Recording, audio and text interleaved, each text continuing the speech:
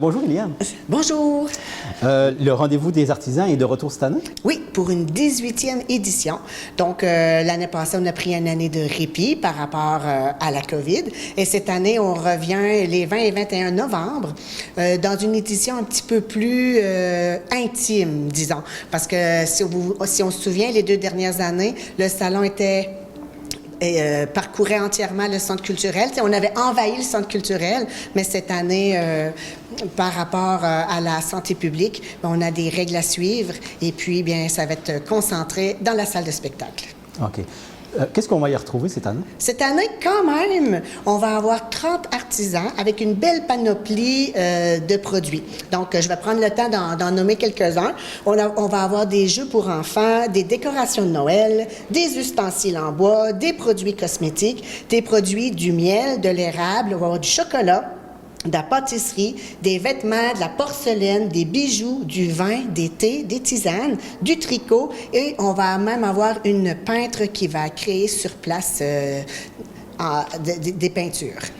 Là, les gens, ils peuvent venir échanger avec les artistes, mais ils peuvent acheter aussi. Oui, les gens peuvent acheter. Souvent, les artistes, les artisans qui sont présents sont équipés pour payer avec des cartes. Et puis, c'est sûr que c'est préférable des fois d'apporter de l'argent comptant. Mais les gens, les artisans sont prêts à vous recevoir.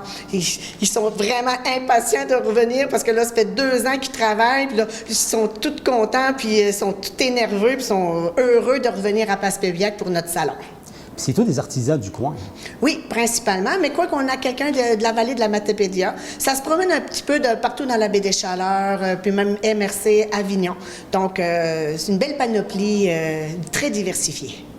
Le rendez-vous des artisans, c'est organisé par qui au juste? Bien, c'est une organisation de la ville de Passepébiac, du centre culturel, mais on a un comité qui nous aide dans la sélection des artisans et surtout Madame Carlan Wood qui a fait un travail extraordinaire pour faire la recherche d'artisans et aller travailler à l'inscription. D'accord. Y a-t-il eu beaucoup de candidatures cette année? Disons, on a 30 artisans. On avait reçu à peu près une 50aine de demandes. Mais faute d'espace, là, on a dû faire une sélection là, pour choisir les artisans qui vont être ici en fin de semaine. Un événement comme ça doit demander quand même pas mal de travail. Bien, c'est un travail de longue haleine. Hein? On commence l'été, au début de l'été, commencer à recevoir les candidatures. Ensuite, bien, c'est faire la sélection de tout ce beau monde-là. Ensuite, bien là, le gros travail va commencer, là, c'est la décoration de la salle. Hein. La salle de spectacle au centre culturel, c'est quand même une grande salle qu'il faut habiller. Puis on est fiers à Passepébiac, on va avoir une belle salle. Ça fait que on met beaucoup d'efforts pour l'accueil des artisans. Et aussi, bien, pendant tout ce temps-là aussi, on a un petit service de restauration. Donc oui, c'est quand même un événement qui est long à préparer. Là, c'est sûr que les mesures sanitaires sont en place. Et les gens vont-ils avoir l'obligation d'avoir le passeport vaccinal? Non, parce que selon la santé publique, là, je vous parle en date d'aujourd'hui, le Vaxicode n'est pas obligatoire parce que c'est comme considéré comme un centre d'achat. Okay. Donc, les gens n'ont pas besoin d'avoir leur passeport vaccinal. Par contre, bien sûr, ils vont être obligés de porter leur masque.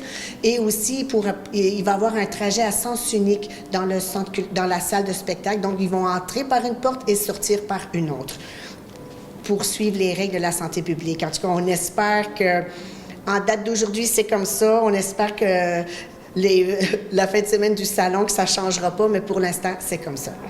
Et ça fait 2 ans qu'on attend avec impatience que notre événement revienne. On est super excités qu'il revienne.